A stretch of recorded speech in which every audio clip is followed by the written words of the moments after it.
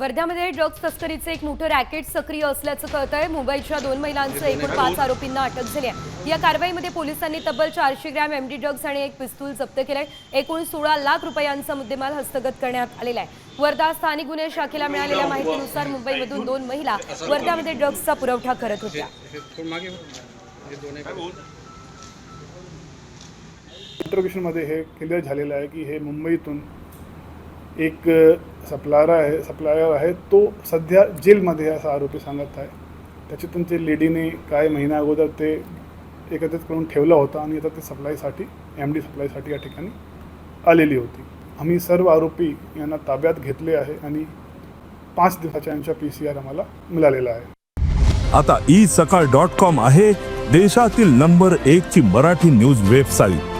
प्रत्येक अपडेटसाठी isakal.com ला नक्की भेट द्या।